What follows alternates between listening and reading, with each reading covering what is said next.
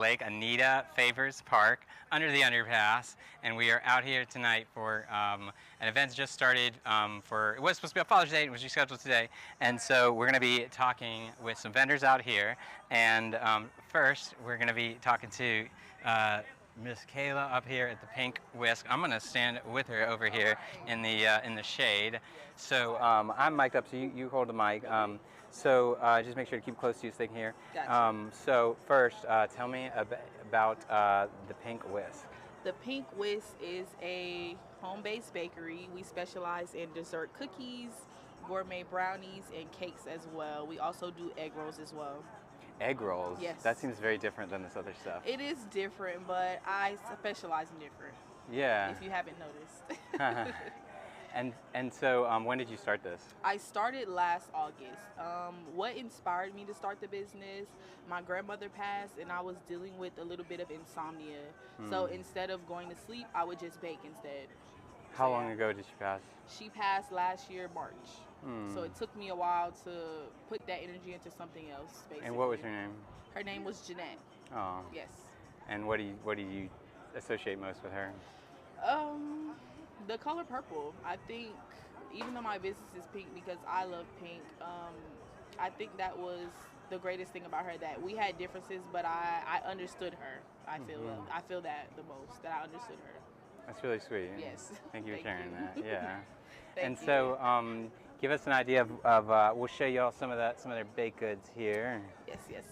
So, give us an idea of what y'all got here. Actually, before we do, I'm gonna flip the camera around so I can actually show y'all. Gotcha. They're a little melted because it's hot out here. Yeah. Yeah. Okay. So here we are. So Got a peach cobbler cookie right here. get some peach cobbler. My signature brownie, the strawberry brownie, and then I also have the red velvet cheesecake brownie. I have a banana pudding cookie, a s'mores cookie, a Reese's peanut butter cookie, a Fruity Pebbles cookie, some goods. And so, what do you like most about baking? I like that even though it's difficult, it's calming for me. Yes. And what is your medium short-term goals here?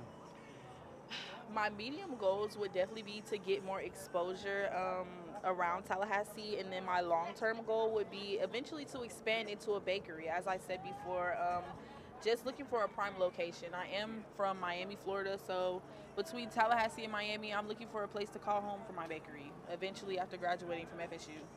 And where are you thinking now would be a really good location? At the moment, I have not decided. I was considering Orlando, but we'll see what the future holds. I guess I was assuming you meant in Tallahassee, where's a good location. Maybe. So you were even thinking on a city scale. So what would Tallahassee need in order for you to feel like that was a perfect location? I would need more exposure. I would need more customers to make me feel like this is home. And where would you like to have a facility here in Tallahassee? That I do not know. What would be important for a retail? So you want foot traffic? I would want high foot traffic, definitely. I want it to be in a location where customers could just swing by, like on their way home from work maybe. They're like, oh, let me stop for a sweet treat. Oh, yeah, it's right here, like in a convenient location where it's not too out of the way for them. Yeah. Our regular viewers know that we all love sweet treats here, so we're in the right place. Yes.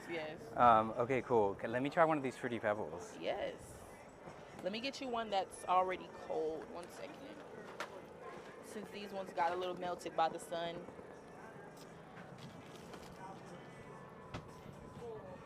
Here we go. Cool. Give me 1 second. You want to tap?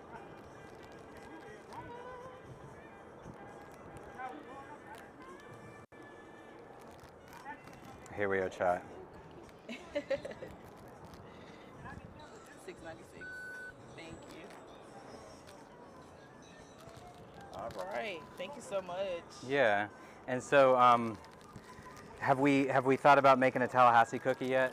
Of course. One of my customers, one of my great customers, actually supported me since the beginning. They encouraged me to make a FAMU. Ooh, yeah. Colored cookie. Okay, so I know I can't go without doing one for FSU, of course. Yeah. And I know I'm putting you on the spot here, but what would be on these cookies? Ooh, that I don't know. I don't know. I haven't. Okay, I have the chocolates. I have the white chocolates. I don't know. I don't know. I'll have to put some thought into that one. I feel like FSU would be You got to use red velvet to get the A red garnet velvet. I mayonnaise. have a red velvet cookie. That's the only one I Oh, don't yeah? have. Yeah. So, okay, Seminoles could be a red velvet cookie. What is like a rattler flavor to you, or like a rattler color? Flavor.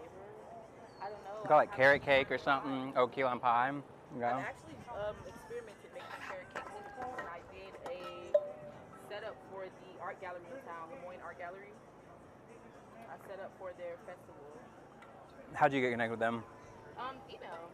Oh, I awesome. just reached out to them, try to see if I can provide some things for them. Yeah. Yeah. And so you're thinking it would be carrot cake? Maybe. Maybe. Could be. It was pretty good when I did make it. So maybe Mhm. FAMU carrot cake, FXU red velvet. What- How does that sound, guys? And how long have you been in Tallahassee for? I have been in Tallahassee for 3 years now. That's awesome. Good. That's good. And what flavors do you associate with Tallahassee? Or what culinary dishes? Culinary dishes. I feel like Tallahassee has the most variations of chicken that I've ever seen before, That's true. honestly. Yeah. Chicken. I wish they had more southern food. Yeah, like what? Barbecue for one. Mhm. I wish we had a really, really decent, popular barbecue place. Mhm. Yeah. Yeah. I feel like most of them are only open on Saturdays. I want them to be open throughout the week. I agree with that. Sometimes Big I plan time. barbecue on a Tuesday. Hi. Hi, how you doing? Hi there. Hey. What barbecue place do you like in town? I recently tried E&J's today. It was Yeah, pretty $5. good. Yeah. Yeah. pretty good. Yeah. I've also tried, I can't remember. It was like Smokehouse something. It was over near Thomasville Road. Mhm. That one was pretty good as well. Yeah, E&J $5 is really good. It's on South Monroe, Yeah. right before you hit Gandy. The only thing that's frustrating about them is that they have kind of weird hours. Yeah. They're like from like 12 to like 3 days a week or 4 days a week or something. Yeah, that's But they're super good. It's short. super cheap and can't beat them. That's true. But it is, the hours are too short. But yes, Yeah. they were pretty good. I also just love any restaurant that sells you Sam's Club sodas, which is what they do. I'm like, that's great. That's my speed. But yes, I'll look into making some school-inspired cookies or desserts before homecoming for both schools. That'd be great to incorporate into my menu. And what do you think Tallahassee needs more of? What does Tallahassee need more of? More community organized events. I feel like this is a great one, but I would definitely like to see the community come out for more events. I feel like we aren't doing our due diligence in certain ways. Yeah, it takes a community to have a community, Yes. you know. And favorite park in town? Favorite park? Yeah. Tom Brown. Yeah, why's I that? actually like that one. I love Tom Brown. Shout out Good Tom Brown. nature. I actually like bird watching. That's a hobby of mine. So I like to go there. Wait, tell me about this. You like bird watching? Yes, I do. I do like bird watching. I have an app that identifies birds by their chirp. Yeah. Song. So yeah, I like to bird watch. I've been to Tom Brown Park a couple of times. To bird but- watch. Yeah, but I've been able to sit down and just listen. I like that. Have you ever been out to Lake Jackson?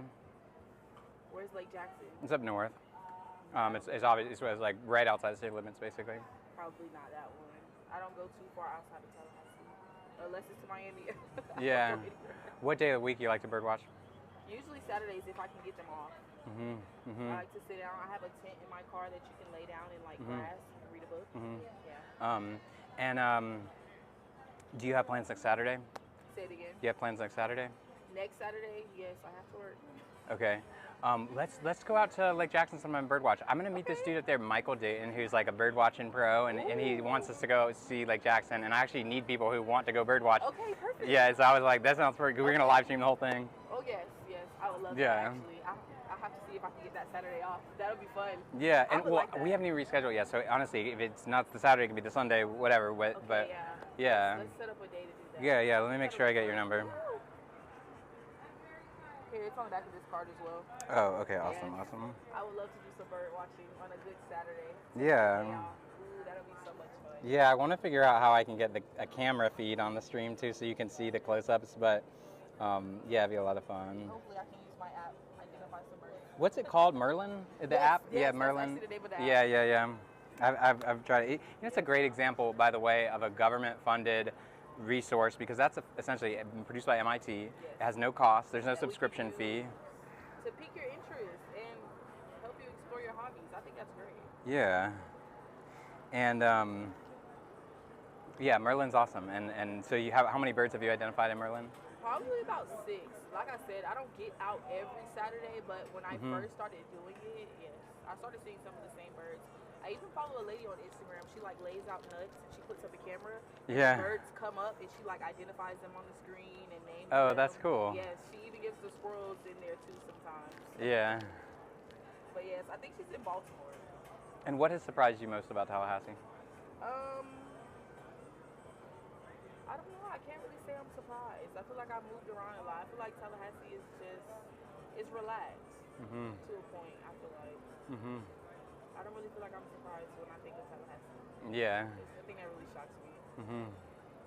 I really agree with you, by the way, about Tom Brown. Tom Brown's so special to me. I like that part. I grew up out on Buck Lake Road, and so you know, there's literally no terrain on planet Earth that is more special to me than Lake Lafayette and the area right around there, which, you know, Tom Brown Park is right on the edge of Lake Lafayette there. Tom Brown Park is really there to protect Lake Lafayette. Really? Yeah, because Tom Brown is like on really high land, and so Lake Lafayette's on really low land because it's a lake. Gotcha. And so the top of Tom Brown Park is really just like protecting the runoff into Lake Lafayette. That's why it's really important that we never do anything to develop Tom Brown.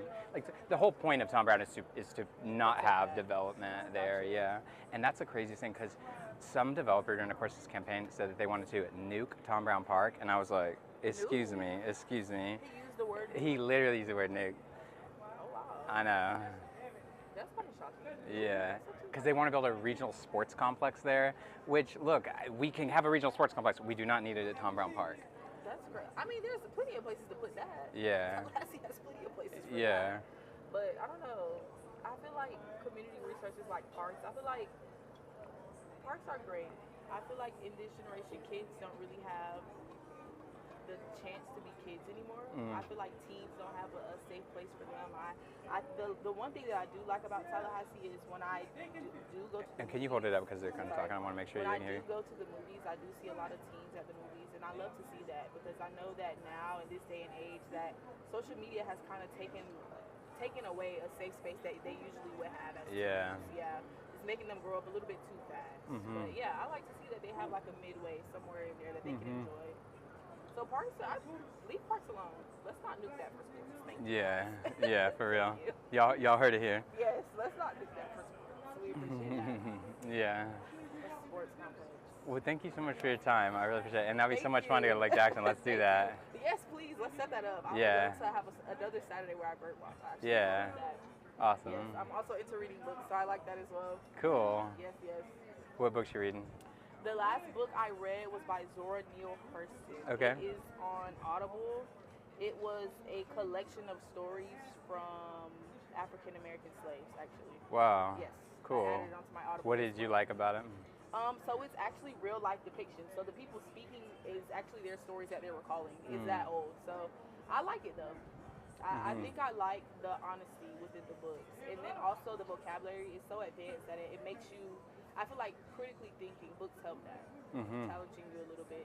Yeah. I like that. It's super relevant in Leon County too because, Yes, I love you know, you said that you spent time in Orlando in Florida? No, Miami. Miami. I'm from Miami, yes. Okay. So, you know, Miami, I don't know every drop of history down there, but I know that generally speaking, North Florida was all of Florida for a long time. Yeah. And, you know, I can't say with absolute certainty, but generally speaking, chattel slavery existed in North Florida, not in down there. And what is really sad to learn about Leon County is that slavery was worse here than almost anywhere in the entire United States. Leon County had 73.9% enslaved people in the 1860 census. So that means that 3 out of every 4 men, women, and children in Leon County was enslaved. That is crazy. That's like, can you even imagine living in that kind of society? And it's crazy to think too how during Reconstruction they changed all of that. Like they ran people out of town, they ran people out of county, the white people were reproducing, and now look at it now. Now it's like kind of the exact opposite. It's like 30% black. And so, you know, it's amazing to think about all the injustices that have happened in this community and our history with it. Because growing up here, let me tell you, they didn't teach you that in Tallahassee growing up here. I recently learned that Frenchtown was like one of the biggest black communities. Yeah. Yes, Yeah. I learned that. Mm-hmm. Yeah, and you know, Frenchtown and the South Side really used to be one contiguous neighborhood that was kind of a north-south neighborhood, and it was really only with a bunch of government construction in like the 40s, 50s, and 60s that they basically eminent domained a bunch of people's land. So, for example, there's this neighborhood called Smoky Hollow that's next to Cascades that they just like ran everyone out of. The Supreme Court building that's behind the Capitol, they used to be you know, the same neighborhood, and they ran people out of there as well. Wow. And you know, by the way, what do you think the city's doing right here? You know, I mean, we are really at the spear tip of gentrification in our community here out at Lake Anita, and they've even built more houses over near FAMU. A lot of houses. They built townhouses and everything. Pretty much gentrification is taking over. Definitely a lot of regions where black people have definitely put their feet down and settled. So that's a little sad, but something that happens. Well, I really appreciate your time. Thank Yeah, you. and let's go birding soon. That'd be fun. Yeah. Thank you. Okay, awesome. Hey everybody, my name is Max Herrle. I'm running for Tallahassee City Commission seat 3. Together, we're going to bring peace to City Hall. But I need you to do one thing, and that's go to maxfortallahassee.com, click the contribute button, and make a contribution of just $27 today. That goes to help fund our campaign, to help fund our voice, and get our message out to all of our neighbors. Please like and subscribe, guys. I really appreciate it. Thank you. And we're back, y'all. So, here we go. So, we're gonna go say hey to one of the people also running in this seat, Dar. Okay. All of our people, yeah, I knew Oliver Hill back. When I was doing my community card thing, he had all of his stuff at Joe Louis. Right. Yeah. Okay, so we're on live stream, yeah. So yeah, okay. So out. Hey, much love, man. Hey, and by the way, you can hang out, man. But by all means, if you want to be on live stream, you're welcome to. You want to talk about Tallahassee stuff? We'd love that. Oh yeah. Awesome. Okay, cool. Okay, so Dar, where do you want to sim? You want me to come over there? Is there good shade over there? I got a little bit of shade over Yeah. Okay. Cool.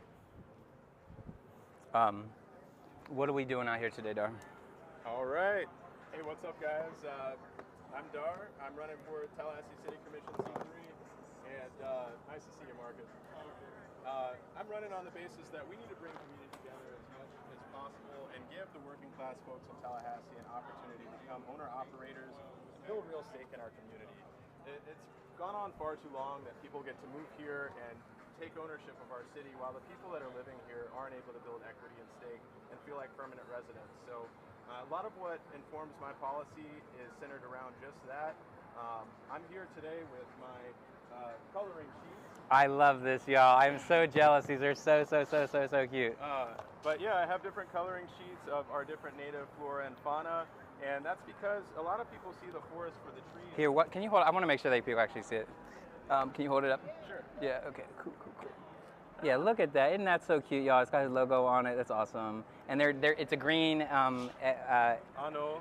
Yeah. You know what? I mispronounced that as anal on Instagram, and I never heard the end of it, so now I'm like hesitant to even try to pronounce it. But I believe it's anole or anole. French or something, but yeah, but it is a native species. the green lizards that you probably have hung off your ears at some point in your life. Got the ruby-throated hummingbird, which is the only hummingbird species this side of the Mississippi. We have one of the most biodiverse regions in the United States, and it's worth appreciating. So I have all of these here because I want young people to recognize that the forest isn't just a green place. It's a place where there is a habitat and other beings live. The world's beautiful, and the more that you can identify all of the different parts of it, the more that you'll realize that. So, yeah. I'm running for city commission. Cool. I think similarly to Max, because we believe in a sustainable future for Tallahassee where we can appreciate what we've already got and make it better. Awesome. Thank Thanks you for so the much. Can I get a opportunity, sticker Max. from you? Is that a Totally. sticker? Cool. I got. Yeah, that's these one. ones. Yeah, that's what I want. Yeah, awesome, man. Cool. Sweet. The oak tree on there. And what do you think Tallahassee needs more of? Community opportunity to gather. I think that leaders, if you are a musician, an artist, a politician, our biggest responsibility is to hold the space for people to come together. If even 5 people show up and have a conversation, it's better than if we don't have anywhere. Yeah. So that's how we're going to actually build a sustainable future of support and cross that intergenerational wisdom that we're all looking for. Awesome. Thank you so much, man. I Yeah. really appreciate you, man. Yeah, Good to see you. thanks. Yeah. Okay, so now we're gonna go get some food, y'all. And so, or actually, I forgot. We're no, okay. Okay, so we're gonna go get some food. Tiffany's here. Tiffany's here. The gang's all out here, y'all. Everybody's here. So, all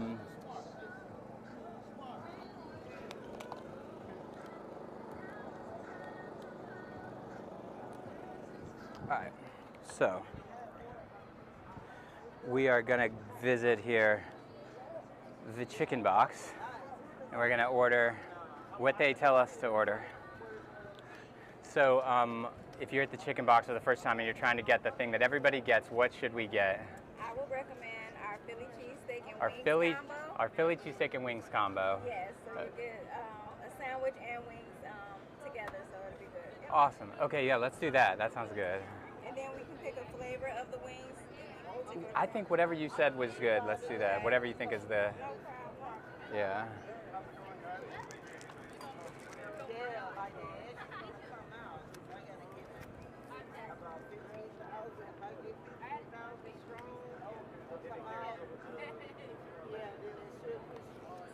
Okay. It'll be order number 21. Awesome. Thank you. Appreciate y'all. Thank you. Okay, so we're gonna have a regular mukbang here in a few minutes, y'all. Yeah, you can. Okay, so here we are. Brian here. So, here, you tell you what. You hold this. I'll rearrange the camera. Actually, let's go somewhere where I can put it on a higher surface. Okay, great. So, where would that be? Set up over there. Okay, yeah. That's it. Yeah.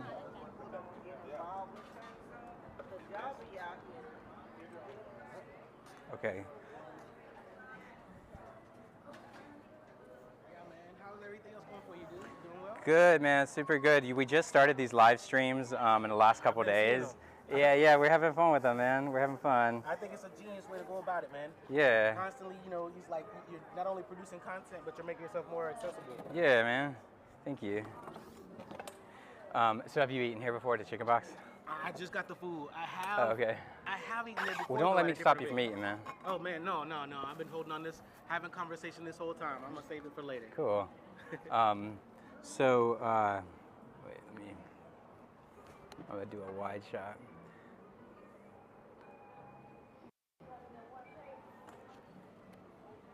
Okay. Okay. All right, so here we are under, what is this, Adam Street? Bruno. Bruno. Yeah. So at Lake Anita. Yeah. So tell us about Sovereign Roots. All right, yeah, man, I'm excited to talk about Sovereign Roots. Sovereign Roots is all about activating public spaces and public resources for self-reliant communities. And the idea is that there are so many resources that we're not cognizant of as a community that would help us build, develop, help our children and our families be better taken care of. Genuinely, just knowing about these resources and kind of accessing them is the first step to a better life for many of us. Yeah. Yeah. And so tell us about your restaurant there. Oh yes. Herrle, Africa.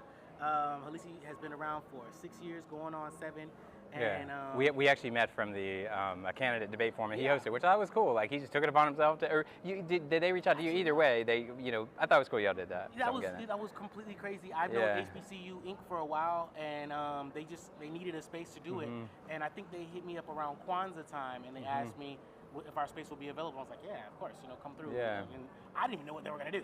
I knew it was a forum, but that's it. They were like, yeah, we're gonna have a forum. Okay, yeah, you came through. And that video went viral. Yeah. And, which was great, man. Yeah, you said some true stuff, and a lot of people needed to hear that. So, that was a cool way to meet. Yeah, definitely, man. Yeah. And so, what are the best times to go into your spot? Herrle, Africa is mostly focused on the weekends right now.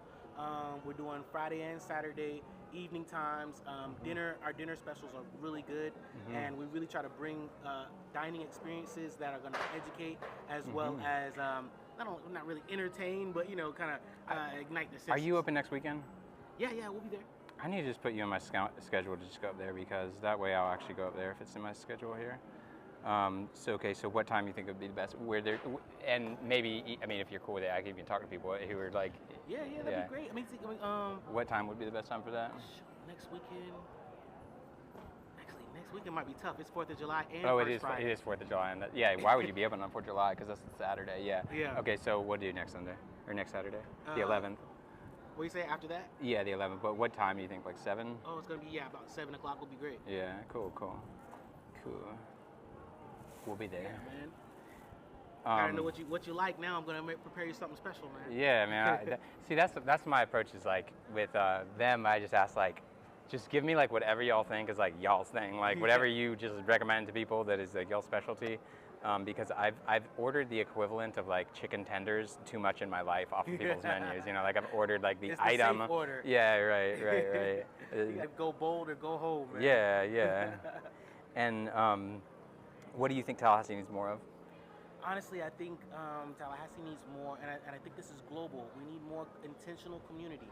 A lot of times, we've gotten to the point where we think community just happens. We think that by living next to someone, we become neighbors. And although that is technically the definition, having someone live next to you that's a complete stranger, community. It doesn't benefit our neighborhood. That's I forget who said it. When you take the neighbors out of the hood, you got the hood. You get dangerous situations, Yeah. And when you live around people and you feel like you don't know them, you're not going to be able to feel safe in your area, and going about your daily routines. You might be struggling. You might be home alone. Feeling that loneliness epidemic that we got going on right now, and really those issues kind of get overlooked because the trend is more to stay isolated in your own zone. But we have to intentionally gather and say, hey, this is why we're here together, and we want to know the people next to us. We want to meet our neighbors. We want to build on the relationships that could be there. So, I think intentional gathering, intentional community is what we need to see. What do you think about Railroad Square? And obviously, it's not an easy, simple answer, really. But what do you think about the future of Railroad Square? It's scary. It's really scary. Yeah. Honestly, I think that it's a complicated issue. It's a public-private partnership. You have this arts district, that's center in the community. It has so much potential to be, and it is a natural sort of incubator. Like Herrle would not be around if it weren't for a low cost of business, low overhead to get it started, opportunity to build in the space that we were in. A month-to-month arrangement actually helped us even more because it was not getting fixed on the entire year. Now we could say, okay, let's go about this piece by piece and build out what works, and just having that structure was huge for us. And I think that Railroad Square is almost undervalued in that respect. If we could get a little bit more support from the city, from the county, from general government officials to say, hey, how can we make this spot viable, sustainable, and not completely privately owned? How can this be a public area for everyone to benefit from it? So that's a process, but we'll make it happen. When you say that about not have to be totally privately owned, what would you like to have be publicly owned that's either not there now or something like that? Well, what's really happened is the people who own Railroad Square inherited the property. It's real estate mostly for them, and they have a vision. They want it to be something that can remain low cost and open to the public to do what they want to do. First Fridays is huge for them, and that's something that their parents and maybe even their grandparents established. And so for the public-private sort of relationship to work, I think there has to be a level of support so that they can continue to operate with that low overhead and also have a little bit less liability when it comes to the incident like the tornado. That shut down Railroad Square not just because of the damage that was done, but because they were unable to insure that property anymore. How do we make it so that they can continue to insure the property? They can get assistance to help it build up and be insurable. You got built. What do you call it? So, do you have are you able to get insurance over there? Insurance, yeah. And you have to individually have your own insurance as a business, you know. But in terms of them, the owners of Railroad Square insuring many of the buildings, they're not able to. Yeah, they're kind of falling apart. They're old. You know, it makes sense. So it's just a matter. I think if the public, the idea that I would have would be that the city would kind of step in and provide a sort of essential coverage kind of feel. You know what I mean? Where they're saying, okay, we're going to help you revitalize this area, restore it, and what we want is for you guys to keep the low overhead that you're offering. We want you to keep, putting on your First Fridays events and opening up to arts and art galleries and music festivals and all that stuff. And we want you to be even more accessible so that people can get involved. And put on events in these parks and whatnot. So I think there's a lot of potential for that arrangement to happen, but it's gotta be started and initiated by somebody. I was thinking about you the other day because I was going up to this place, PJ Subs, and have you been by there? I've driven by it a million times. I've never tried it. You gotta go, man. You gotta go. I just have there's been 2 rainy nights over the past few months where I decided to go to PJ Subs, and I went there earlier this week, and I was actually talking about you because y'all remind me of each other in that you guys are both very interested in the future of the city, in how they are going to work with restaurateurs in this area. He's got that food truck up there, and he's renting the space, and so but he's the only restaurant in a several block area of there, right? He's kind of trying to create traction, create density, create foot traffic, and he's talking about what can the city do around food trucks, what can the city do around this part of town, and I think it'd be cool for y'all to connect. And I'm trying to put together a food council or a restaurant council or something, small business, or what do you think would make sense? Who would you, in a group like that, in terms of what issues would you like to organize around? That's interesting. It's funny because I don't have a food truck. I'm thinking about PJs, and it's something I'm aware of is that the city does actually have a program for food trucks to have parking and set up in certain spaces, right? But that's an issue of lack of awareness. A lot of people just don't even know that's a thing, and they have. Where do they have that?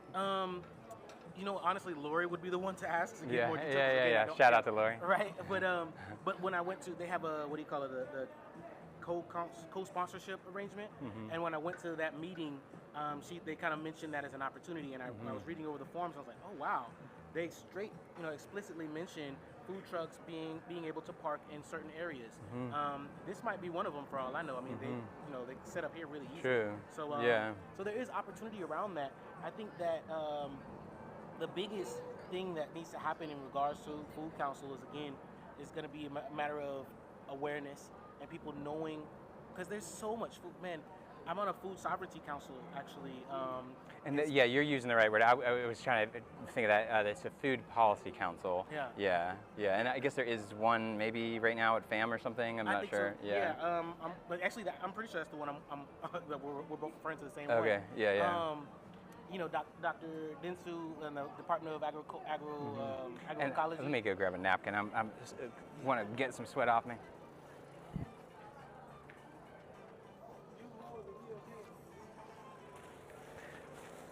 Smart idea.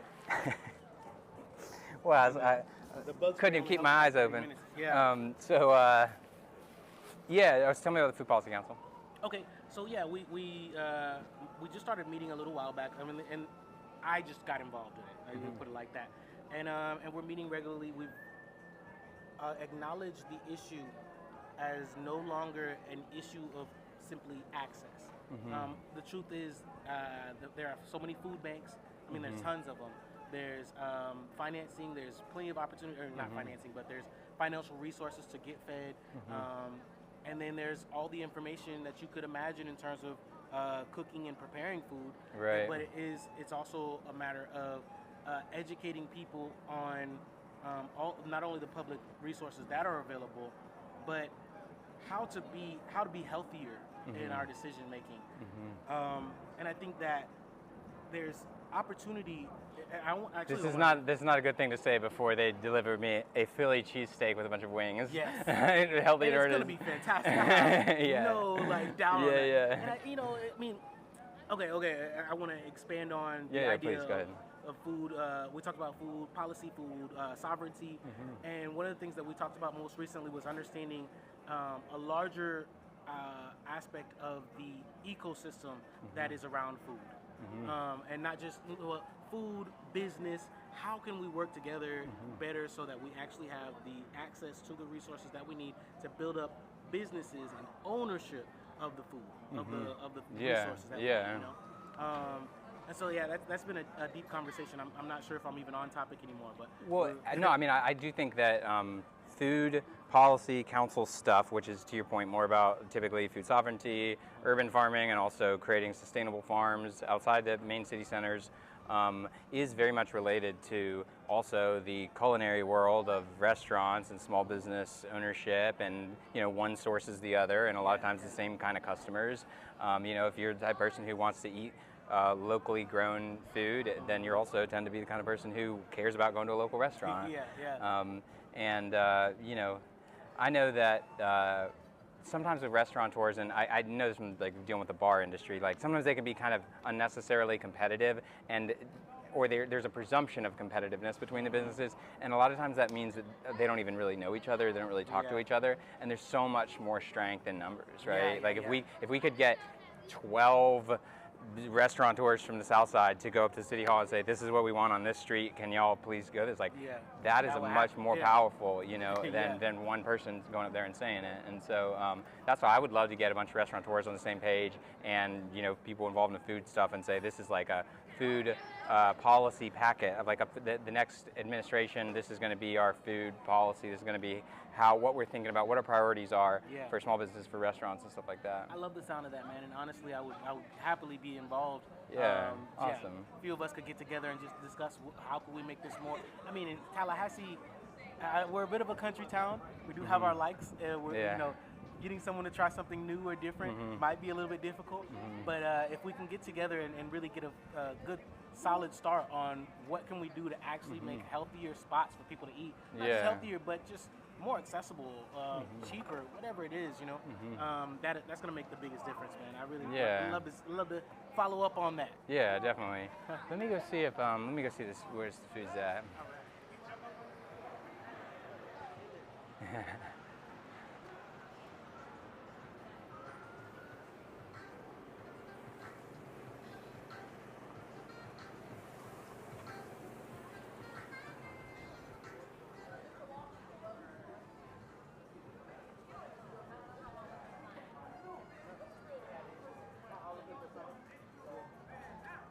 What happened? I'll be right back.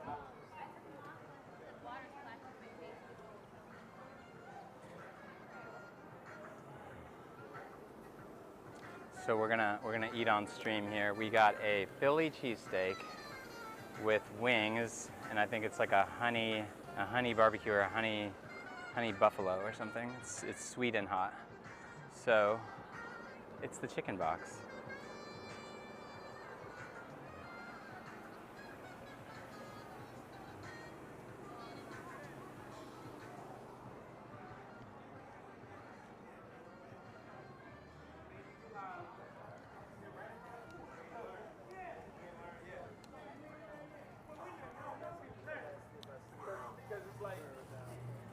Did you get it? Not yet? It seems like they're boxing it up right now. I'm gonna go talk to Tiffany real quick.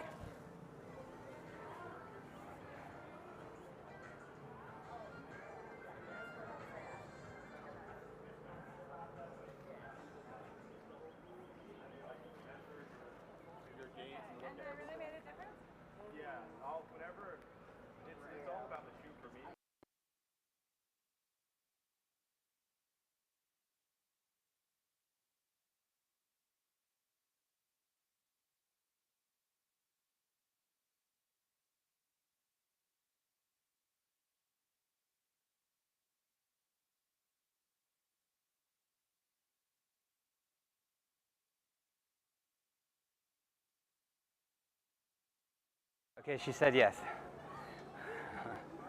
Good, good. I'm waiting on food up here, and we're going to be getting food in a moment. What have you done? Where are you coming from? Yeah, here, go ahead and sit there. That's where I was sitting, but I'll come around the corner here. Yeah. All right. Cool beans. What you eating on? Man, you know, chicken box. Nope.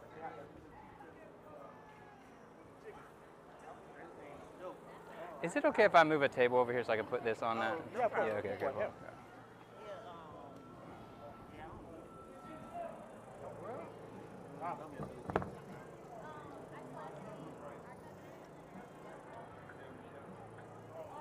okay, so this is the mic. So I'm mic'd up, so they can't hear you unless.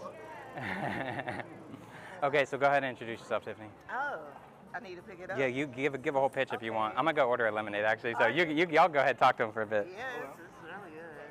Hi, I'm Tiffany Hill, your favorite candidate for Tallahassee City Commission.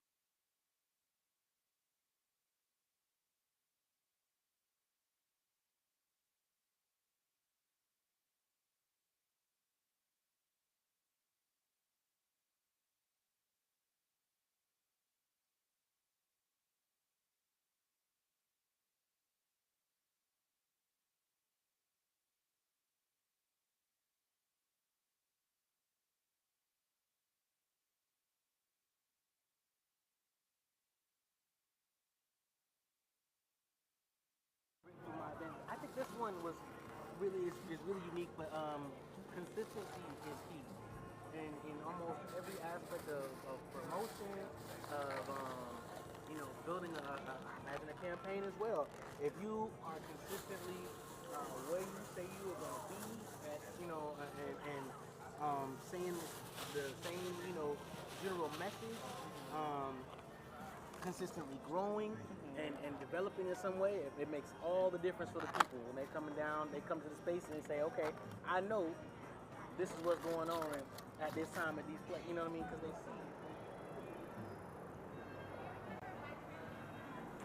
see. You got a fork? You got a fork?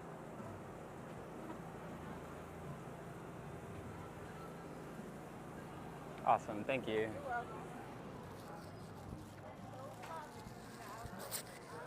It's funny to me, people are not aware of the public resources that are available. You know, if you're putting on a public event with the city, it's really not difficult. You just need to know, you don't really need to know the right person. If you go on TalGov and look for a special events permit, the form is right there. You fill it out. Be proactive and look for the right person to give it into, to submit it to. If you submit it to the person who's up there in the front right now, Lori, she's amazing. She'll help you plan out your event. She ain't gonna help you plan out the whole event, Right. but she'll help you get a site map and think of what's best. And then, and again, as long as you're opening the space up to the public, they'll be very reasonable in terms of the cost. I mean, people put on stuff all over the city in these venues that are just, You can actually even clip it to yourself if you want. Sure. A lot of these venues are starting off at, $1,000 to rent or something like that. Man, the city is not trying to hit you over the head. These parks are not utilized. Go ahead and if you book it, you make sure that you coordinate the vendors and whatever activities you're gonna have, and you make sure that it's open to the public. They'll be reasonable with you and they'll help you make it happen. So I would recommend it. Yeah. Wow, that is amazing. So, did you have any type of barriers, like any experiences that you're like, maybe the city can like tweak, like what can I do as a city commissioner, moving forward, thinking futuristic, Right. what can I do to make your process go better? Speaking it into existence, Yes. my sister, the seat commissioner, commissioner seat 5, yes. When you're in that position, I would love it if we had a little bit more support from the city in regards to making people aware. One of the things that hit me this time, and it's never happened before, was I got a lot of signage and things prepared. Right. And I put my signage up and around the city and whatnot, mostly on this street, on Family Way, right where the event was going to be. Right. And beautification, which is the people who keep our cities beautiful. Okay. Right? They saw the sign and were like, I don't know what this is. I'm finna take this up and throw it in the trash. And that, these cost money, right? Oh, trust me, You know what I I'm saying? know Right, because right. some of my signs are Right. actually disappearing. Right, and it's just like, look, guys, I understand that mowing the lawn is a difficult, hot, uncomfortable job. Right. I don't want to trade with you. I'm not even complaining about it, but please, you could just take the sign up and put it to the side. You could do, this little stuff. Exactly. Don't throw away my signs. These yard signs are not cheap. They are not, and especially if you don't make that much. Like you're not trying to waste money, Right. And some of those signs can be recycled. Right. Like you can hold on to them until the next event, Exactly. because we Exactly. want consistency, right? So if this event went well for you, we would love to see it the next year, Right. so people can start planning. But we don't need folks throwing signs away. Right. At least say, if you're missing signs, this is a depot, a sign we put depot. right. They come collect the to signs and and put 'em sort here. through, right? Because I'm telling you, are you missing signs? Do you see like some of your signs are disappearing? Like that is just so crazy, and I'm hoping that it's not like people, other people that are doing that, because that is, and I do know the sign guy actually told me, he said, you have to be careful of where you put your signs, because they do know that a lot of homeless people will take the signs Interesting. and stuff, and they will make their own signs out of Okay, it, yeah, or yeah. they use it to sit or sleep on, put them together. And I get it. Yeah. I probably will be snatching some signs too. No, Right, I'm playing. right. I'm I mean, playing. you're going through difficult times, right? That's the difference. That's what makes you different. So, it's like, I think they should come up like with a sign depot. Yeah. So if you're missing signs, and they should put it out, I guess on, what is it, Digitally or something? If you're missing signs, then, look here. I got really lucky this time to meet, I think her name is Allison Farrell, Ferris. Allison Ferris. And she is, I want to say, an award-winning communications expert in terms of, regularly posting and just making sure that people are as aware as possible. And when we have these sort of public events that are designed to uplift the community in some way, I think it should be a little bit easier to reach out to her or to a team, maybe an intake form, something that they can just kind of receive and kind of raise awareness as a active effort. You know what I mean? Like, how can we make sure everybody knows about this? I remember this now. We were having a conversation about this too. Yeah. And to add on to that, for an event like this, in order for him to throw this, he's got to kind of do his own self-research online on the website, right? He says, email this person or whatever, right? Or there's like a form maybe that you download.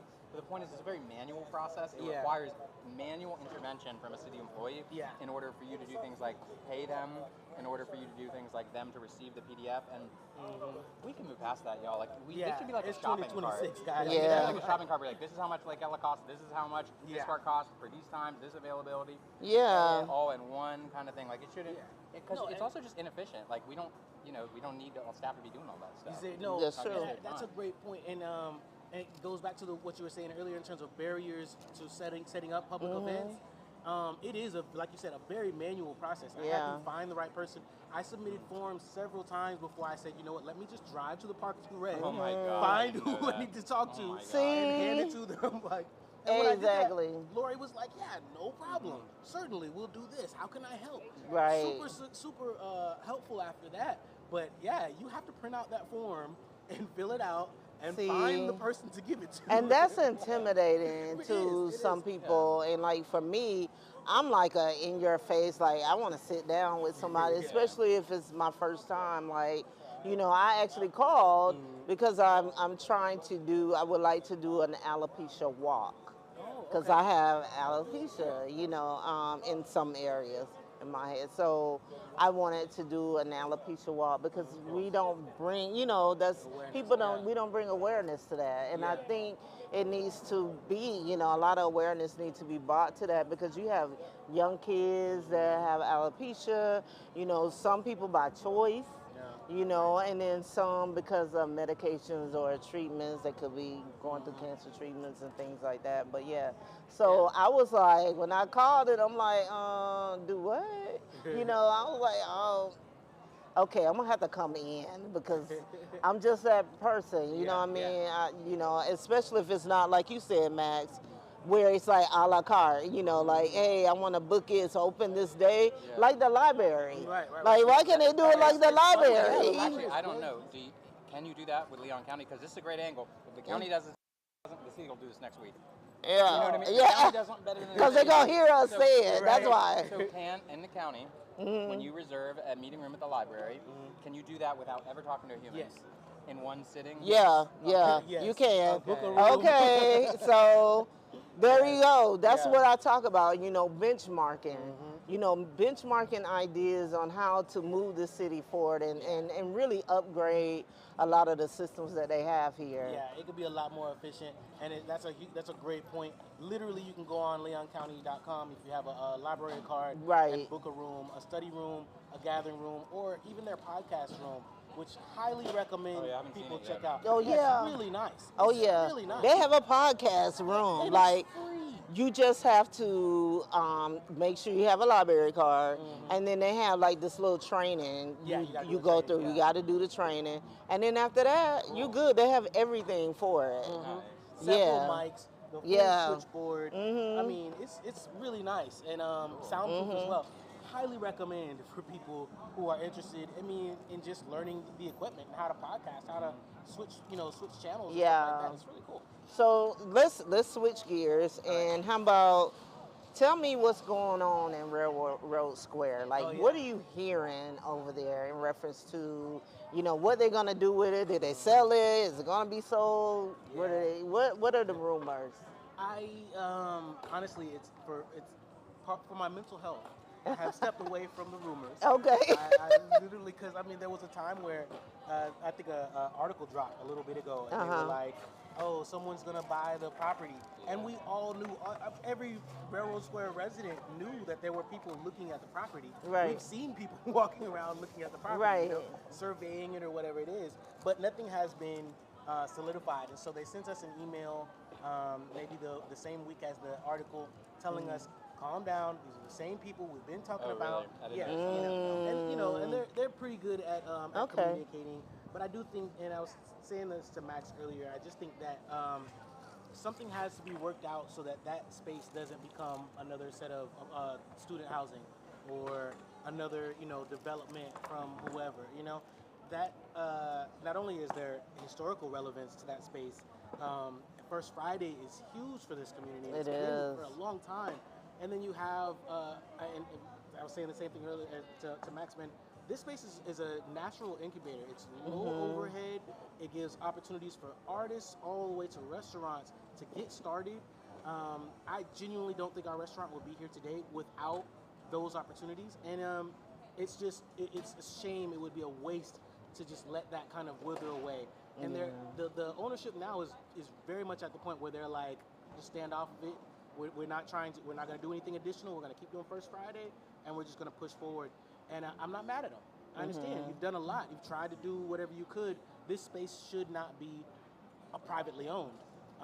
It is what it is in terms of they kind of inherited it, and it shouldn't be just taken from them, right? Right. But they need resources and support from the city, from the county, whoever it is, to make sure that they can actually afford the upkeep and the maintenance, and for these small businesses to have the low overhead that they have and to continue growing as a business. One of the things, I'm just going to add this part. The reason why I love setting up these events. There are stages to when you're doing a business. Oh yeah, I know that. You know, you start off at the stage where you're just developing a product and you just want people to try it out. Right, you know? right. You can't do that at $500 a month. You know what I'm saying? Like, you have to start at the $35, $50, you know what I'm saying? Exactly. For a one-time stop by, I'm just gonna vend and see what happens. That's how businesses grow. Yeah. The downtown marketplace is great. It's really fantastic. I've done it a few times. It's a great way to, you know, raise awareness about your community, about your events, about your product, and to let people sample it. And for you to just kind of grow, you know, get started. Okay, $35, I can take that as long as I make $35. I'm happy. Right. And so it's really important that we establish spaces that are designed for that, so that small businesses can slowly and steadily grow, develop what they need, Yes. and build up. And so that's what Railroad Square is. It's that next stage. It's beyond the vendor stage. Now you're looking at, okay, I'm stable. I have a product. I know what I want to do with it. How do I, get it out there? And you go to that space. You get, you grow from there. I've seen Right. businesses. I mean, Proof started out there. Right. And now they have their own, huge space. Right. And that, that can't be overlooked. Right. So it's So do important. you see like, how would you feel if someone came in and say, you know what, I like the whole concept of an incubator for entrepreneurs, and if we wanted to upgrade it, say if, what you think, if the city took it and made it like a incubator for entrepreneurs, but to upgrade the buildings and all that. Now, it might that's cost it. a little bit more, Yeah. but at the same time, you got AC, you got your own restrooms in there, different things like that for everybody, right? Yeah. So do you see something like that being like really beneficial to the city?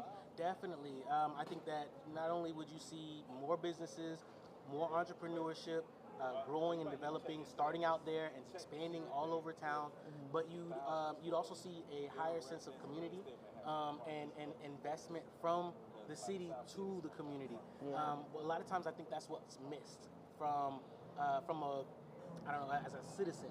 Right. As a member of the community, I don't see sometimes where the city is really investing in me and my ideas and whatever, and my growth. Right. There are many cities that people do feel that way. Right. Yeah. Like that. You don't have to feel that way. Like we don't have to have a city government that makes people feel that way. Right. Yeah. Right. I mean, it just takes an intentional effort from the city, from the officials to say, hey, this is what we're going to create this program Right. to help small businesses, entrepreneurs develop and grow. Programs for additional education. I mean, Lively is a great school. It is. I was yeah. on the advisory board at Yeah. Lively Yeah. at one time. Yeah. I Yeah. just took a course last year or the year before on construction management. Oh, okay. We paid out of pocket and got the support to build up and add on to Herrle, Right. expand it. With that space that y'all came into, Yeah. I was Yeah. able to build that. I was Okay. able, taught, and I got I got help from Habitat for Humanity, and some different volunteers came through and helped me build that. Wow. Getting those types of skills are vital. Yeah. And walking, but she can't come over because it's a political live stream. But behind us is Lori, the best Parks and Rec staffer there is. There is period. She's technically events actually, but maybe I said Parks and Rec, but she's doing a great job out here. Yes, Yeah, she is. yes. And that's the person you want to find if you want to start doing this stuff. Setting up Yeah, a so public shout out to Lori. Shout out to Lori, Yeah. yeah. Shout out to Yeah. Lori. So Max, what do you think about, your take on it becoming like a more upgraded entrepreneurial hub? Okay, so you got when you go in the park, you got the hotel stuff on the left, and then you've got those like couple newer buildings on the right. And hey, by the way, if y'all want to join us, you're welcome. Yeah, come on, Yeah. How about Joseph. that, man? I acknowledged you were there and was like, Yeah, just grab a chair and come around here. Yeah. Yeah. where the white chairs at? Those chairs are So mine. there's They're right there. at you Okay, know, whoa. All right. Yo, I appreciate that, man. Railroad Square I'll is be right there to basically 3 rows of buildings. Beyond that, when you go in and there's those first ones on the Right. left and right. Right. Beyond that, it's really just 3 rows of buildings. And so the last row is the 625 block. And so I think that the 625 block, with the last row of buildings, the one that you're in, right? Yes. We could look at something like the city building an artist residency or like an incubation thing on there. And I think that if you can imagine the city's participation in it as one partner alongside other private partners, that basically the city's part of it would be we're guaranteeing. Let me back up and just talk about how I got to this idea. This is not my idea. I asked somebody, when you think about Railroad Square, like what is the most important thing? And so they said, well, ultimately, if you don't have artists in an art district or an art park, it's not an art park, right? Right, it's So not. the most important thing you've got to maintain is having artists in the park, and Which so- we would need. yeah, and so if you can solve for that problem, then they think that everything else will just kind of figure itself out. And so if you could have some kind of city-owned, like I mean, Y'all known people in the BFA program at FSU. They used to have where the Proof building is in Railroad Square, the old building. Yeah. They used to be the BFA studios there, and so if you were a BFA student, So can you tell us what BFA means? Okay, yeah, Bachelor of Fine Arts. So, Okay. If you were in the BFA program, you automatically, like junior and senior year, got your own little cubby, your own little area, which, during First Friday kind of became alive, and the whole place you could walk around and see art. And that was just a perfect example of like what the park is missing now. Yeah. You know, I mean, it was a cool place. You know, if you had an artist friend, you go around there anytime, 24/7. You walk around, and it kind of felt like a cool little like artist commune almost. Yeah, You know? Right. And that's what brings energy to the art park. That's what brings artists to the art park, and that's what brings arts to the art park. And so I think we got to focus on maintaining the arts there. And I think if we could combine that with some kind of business incubation thing, I think that'd be awesome. Yeah, because I remember they used to have the you was around when they had the stage, like they used to have musicians out It used to be there. a couple performances. Yeah. You can go to an art park. Yeah. Yeah. It was really like before COVID, especially. Really? Yeah. It was a hub for the arts and people doing their things. So, Yeah. The question I love to ask everyone, and so to be heard best, you should talk into that mic. The question I love to ask is, She's trying to get it since she's leaving. what do you think Tallahassee needs more of? Access to resources. Yeah. The average Tallahassean is not thinking about things like the art park because they're trying to make it from one day to the next. Yeah.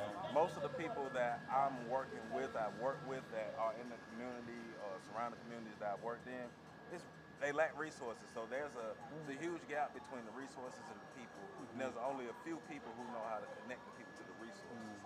And so this city has a lot of potential. I'm a native Tallahassee, been here my whole life, right? My favorite word. So, the potential Me in too. Tallahassee is here. We have a lot of talent, a lot of artists, a lot of people who can contribute to improving the city, making it better. But what can we do to, first of all, cultivate the talent here to help retain talent?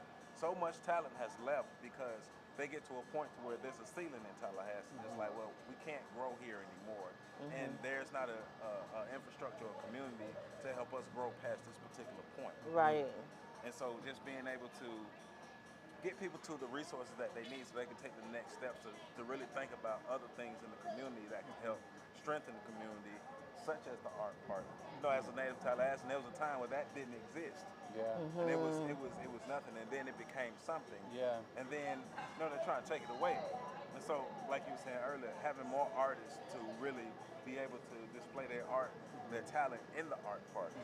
But I agree to couple that with some type of entrepreneurship, some type of business acumen. Because at the end of the day, you still have to have the paperwork together, you still have to be able to make money. So how can those two things be merged together so we can actually have a sustainable artist community, but also something that could lead into the everyday people being able to have the resources that they need. Yeah, that sounds good. So, what other things that you see in the city that needs to be changed or actually looked at, worked on? Well, the average Tallahassee they really have no idea what's really going on in the city. We have no idea what's going on a political level, on an economic level, on an everyday level. Most people don't know how the city is ran. And so I would say just starting at just helping us get over the ignorance of how Tallahassee operates on a regular basis. We're talking about people who, we don't even know the history of Tallahassee like we're supposed to. It's never really been taught. Right. We don't know the good, we don't know the bad. We don't know what could have happened in Tallahassee because it's not taught. And so just like basic things there, it's making sure the average Tallahassean can really have an interest in the city because we're invested in the city more so than just being residents, but we're invested because we can see that the politicians or the people who run things in the city are actually active in the city. They're teaching us the everyday things that we need to keep the city running, to keep it afloat, so we can be more involved in what's going on to make the city really grow as a hub rather than just we have pockets that are doing good. We want the whole city to grow. Right. So it's just, I think starting off with just the simple information, like how does the city operate? And Right. if we can learn that, okay, how can we contribute to the city operating at its maximum capacity? Things like that. So one thing I thought about, like if I become city commissioner, is actually going out into the communities, like I do now. Just going out into the community, and like Max is doing, you know, talking to people in the community. Right. Like, how would you feel about a city commissioner planning like a meet and greet once a month, or you know, because they only have one meeting, right? Right now. So how would you feel if a city commissioner says, look, hey, once a month or either once quarterly, I'm going to go in each area, I'm going to have a town hall to give everybody a chance to talk about issues that maybe come up on the agenda, you know, making you feel included. So I think that is good, but that needs to be something that's consistent. Right. And also, don't be the city commissioner who's doing the town hall that we've never heard of before and we've never seen before. Because we know who you are and we're not voting for you. Right? Because this is the only time I see you is when this is happening. And so being able to just be consistent with it, because we do need to have a voice, and that being able to have the dialogue with those who can teach us more about things that's going on that we may not know. Right. And so that consistent dialogue, but just continue with, just keep it going. Like you say, once a quarter, twice a quarter, whatever, however it's happening, however often it's happening, just as long as it's happening. Okay. And then we can continue to talk, continue to grow, and then build those real relationships with our community members, with our commissioners. Okay. Well, that sounds good. I know one thing that I actually talked about was like we talk about crime prevention. And so for me, like I know we all know that the police can't do it by themselves. Right. It needs to be a comprehensive, community-wide, you know, approach. And on top of that, we need to actually come up with. Lemonade before they Okay, You we want- need you want to. one? No, I'm good. I'm good. Thank you. So we need. I'm good. Thanks. So we need to come up with a transitioning program. Yeah. And I know that there's some programs that are, you know, already trying to beat that and get that going. But, you know, for me, being a veteran outreach program specialist, retired now, yay me, but I covered 39 counties, you know, North Florida and South Georgia. Right. So I went up to Moody Air Force Base and I actually spoke to soldiers that were getting ready to transition out. Okay. So here's my concept. So we find those kids, whether they coming out of high school, out of a detention center, out of, you know, someone who's coming out of prison, out of jail, right? Someone who's coming out of college. And we say, okay, when this person reach maybe 6 months out, that's when we're gonna go in, whether it be into the detention centers, into the high schools, and we're gonna enroll them into our transitional program. But we're gonna try to partner up with either the Leon County school boards, you know, people like that, so that we'll be able to come in there and actually have a hub in there. Yes. And say, okay, what is your plans? What is, you know, do you want to go to the military? Right. You know, and I'll tell anybody, you know, hey, the military ain't for everybody. But that's why you ask those questions. Right. I like that because it's almost like real life case management for your everyday life. Yes. But I think that's the answer. That's one of the, I ain't gonna say the answer, but one of the answers is Right. like having some kind of systematic case management operation going on to be able to help people transition or re-enter back into society. Because if we don't do that, we're going to end up paying for it on the other end anyways. So Exactly. And then if you think about it, like, why do most convicted felons or whatever, you know, people who've been incarcerated, why do they become repeat offenders? Because when they get out, they're lost. And I understand that because when I got out of the military, oh my God, it is a whole weird feeling, you know, and it's like, okay, what was most different for you? Oh man, first of all, the language. Okay, So so I had to transition back get, yeah, I to- had to get used to not calling the bathroom latrine. You know, so it's a whole culture. It's really like a culture shock. You know, you get what I'm saying? And so it's just really like you're so um, motivated and you're disciplined. And to lose that, you know, consistent, you know, at 5 o'clock you're getting up, you're getting ready to go train.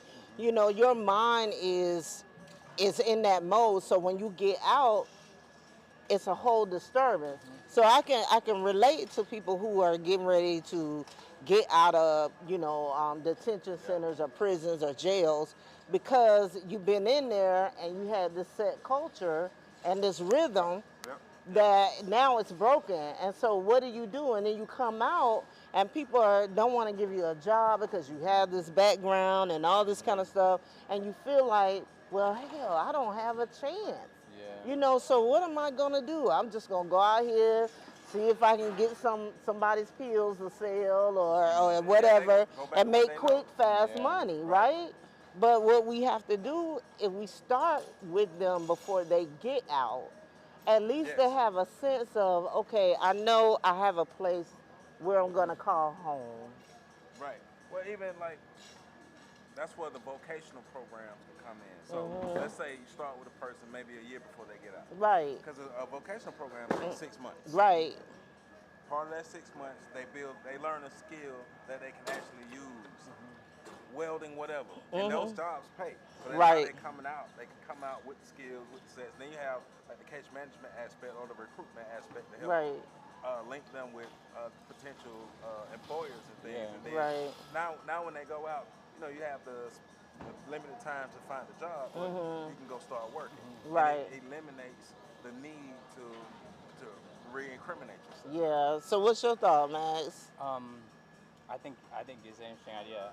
You know, some of it sounds like the kind of thing that typically a state government would do, and unfortunately, this state government is not doing things like this. And if they were doing things like this, it's privately funded through some friends nonprofit, and they're pushing every level of their own religion down people, and it's like, you know, it's just so removed from the actual role of government. Right. You know, helping these people who otherwise would reoffend or whatever. And, you know, it's an interesting idea. And I wonder, I was even thinking like, you know, could we make like a department of like recidivism or something like that to focus on that kind of work? Because ultimately you can make the public policy argument if you can prove that you're saving money. And I believe that's, you know, that's what, I mean, we can get that done because it's much needed, you know what I'm saying? And we just have to really focus on meeting people where they are. And also, when we get people to be those mentors, they need to be the people who actually had that experience, right? Right. So, not just anybody. Right. So if I'm coming from low-income housing, born and raised in it, you know, why wouldn't you put me in a position where I can help people get out of low income if I'm that success story? Wouldn't you agree? Yeah. That's right. You got the intimate knowledge of it. Right. So that's what exactly. So you could benefit from that, right? Yeah. Because if somebody say, like you and I spoke earlier, if you calling this place over here that's newly built, and you need a place to stay because they say it's multi, you know, income levels, right? But you keep calling them, nobody's answering the phones. So how do I access the resources that I need if you're not doing your part? Exactly. So we definitely have to hold people accountable. Yes. And that's what I want to do. I want to hold people accountable for when you say that you're going to build affordable housing. Exactly. And then actually see, and the reason why we will have those town halls, because we would need to come out in the communities and ask what are the needs. But also from what I've seen in the past, town halls have been used for venting sessions. Yeah. And instead of the time, and maybe before the town hall have preliminary Yeah. sessions to let people get all that out. Right. And then come to the town hall with some kind of, because it needs to be more strategic of It do. how do we put these different ideas together and make it work versus I'm Right. venting all of my frustration at the town So, hall. so here's what we'll have to do. We will have to set it up like a workshop. Because Yeah. for me, I want it to be interactive. Right. I don't want to just come there and I'm just talking at you, or you just venting about, everything that's going on in the world. Now, mind you, some people do need to get some stuff Yeah. out So we have because sessions for that. people are experiencing a lot of, they take that in. Yeah. Stuff that they're watching on the news could cause depression and anxiety and stress, and that has a lot of effect on your system. So we do need to let people be able to get that out. Right. But it's going to help curve the people that would normally come to City Hall for a City Hall meeting, and you have people that are angry Right. because, for one, they're not a part of the process, and your process is just not Because my a analogy, typical process. Yeah, you gotta have the mic when you want to talk. it's like my analogy is like the community. Okay, so imagine you and I are playing chess. Mhm. Now, on your side, you're playing chess, but I have Uno cards in my hand, and my cards are turned backwards, Right. and I'm confused about why this game isn't working for me. Uh-huh. Not only am the game I'm playing, I'm not playing that game right, but me and you not even playing the same game. You're playing the actual game. I'm playing the game that I made up in my head that we're supposed to be playing, and not playing that game right. And so it's like that's my analogy for our ignorance of how politics work, how the city works, just how civilizations Right. just are ran and things, the intricacies, the ins and outs of all those things. Right. And so taking those town halls, taking these sessions, taking these, like we're talking about live podcasts, all these things, taking every opportunity to have educational sessions That's within right. the city, so those who are citizens can feel empowered and really feel like I have a hand in making my city go rather than just being passive. Yeah. And before we wrap up, I want to make sure I Right. ask Tiffany my signature question here, which Oh. is, what do you think Tallahassee needs more of? Oh my goodness, we need more of smart growth. Smart growth, in order to keep people here. We do have to make some changes. And, no, I don't want urban sprawls, and I definitely don't want Tallahassee to look like a concrete jungle. Right. But we need to pour into our local business owners, seeing how maybe we can offer them, see how we can work out for them to have health care benefits that they can offer people, because a lot of people don't want to work for this place because they need health care benefits. So how can we offer some type of incentive like that to help them get some type of health care benefit? Can we partner up like with the bond or neighborhood clinics and do some type of collaboration, but at the same time, maybe we pour a little bit more money into our healthcare clinics. Right. Maybe we need to open up more clinics on each side of town so that people will have that extended access. Because a lot of times, the biggest thing is that they need primary care. And then we're able to filter them to, specialties and things. So we have to kind of pretty much somewhat benchmark like what the VA. The VA has what's called community. Yeah, sorry, this is my thing. So, maybe the VA has what's called community care network. So maybe we need to create a community care network. So a community care network is where if a veteran cannot get an appointment within the VA in 30 days. Oh, that is, I've heard of it. Right. Go ahead. Then they have outside clinics, specialty clinics, that would sign up so that they can see us, and the VA will pay them. And it's worked for you? Yes, it works. Yeah. It keeps you from being able to travel down to Gainesville, UF, Mayo Clinic, and so guess what happens? Our money goes out of our city to another city. So then that way we start attracting, more doctors. Yep. Why can't we at least try to collaborate with the VA? You know, we should be able to say, hey, VA, I know that you have veterans that may need to go to the emergency room because, you know, you're just a clinic here, right? So maybe if we do some type of partnering up, we bring their system, whether they could bring some of their doctors to be in the ER. Our system is set up there. It's a whole collaboration. Then that's what I say, growing. That's what we need to, you know, even though FSU has purchased the hospital, yeah, that was a horrible process, but it's there. Yeah. So we have to be the ones to say, all right, FSU or TMH, it's a new beginning. Yeah. We want to be able to It sit could at be your really table. good. It could end Yeah. up being really We want to sit at your table. Right. We want to be at your table.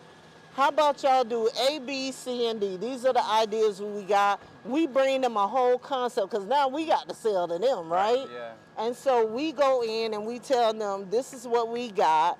What do y'all think? Can it be done? Yes, it can be done. We just need for you all to be open-minded because you're trying to grow this medical network. And we need to be able to work not only with just ourselves, but with a government entity that is here that has a need for this service. And I'm proof of that, right? So we want to keep our money here. But as long as we have to send many veterans outside of Tallahassee into Georgia sometimes, like, it's not keeping the money here. And then therefore, you're not enticing other providers to come in. I always say that brands follow brands. Yeah. So we have to start appealing to whether it's stores, you know, but then we can set our own guidelines like, okay, we would love to give you incentives and breaks. However, we will have a clawback provision because if you don't build or do what you say you're going to do, then, and if we give you money, we want that money back, like HUD did with the city. So we want to be able to control that. So if we love our environment, we want a company that's going to come in here that can adjust to become environmental friendly, even developers, right? So that's what we want to do. Yeah, and look, right. he trying to get the tracks right. I don't blame him. Get the tracks right. Yeah. So anyway, but Max, I want to thank you so much for having me on your live. I think I might want to go get on my motorcycle and enjoy. I gotta catch you leaving this place on your motorcycle. No, I'm not. Oh yeah, no, you didn't I'm not in my skirt. motorcycle. No. I gotta go change. Good now. Yes. So, I appreciate you. but I appreciate you, Joseph. And Joseph has a podcast on the Shoulders of Giants, and he has a couple of books, right? So I have a Black History platform on the Shoulders of Giants where I tell the stories of the sung and unsung heroes of the African diaspora, but I also use my platform to teach not just about history, but it's the who, what, where, when, why, and how. Yeah. About history, so we can learn, so we can actually really learn from it and not just feel good about it. Right. And also, I like to use my platform to give voices to people in the city. Yeah, he gave it to me twice. And so I appreciate it. Different people I meet in the city who are doing significant things. I like to.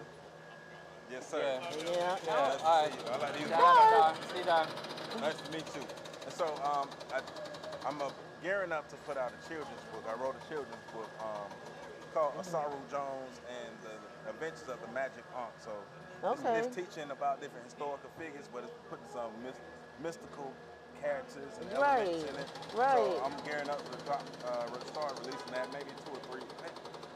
Doing my my marketing in 2 or 3 months so I can gear up for releasing the book. But I appreciate y'all platforms. Awesome. I appreciate anybody who's coming to Tallahassee, who's helping to make Tallahassee better. Right. Yeah, definitely. Well, Thank you. I really appreciate y'all being part of this. Well, thank you, Max. I appreciate you. Thank you, sir. I appreciate you being here. What'd you get this set up? Together, we're going to bring peace to City Oh, Max has a whole studio. Man, it's cool though, cause you ready to be on the go. Yeah, Max got a whole studio.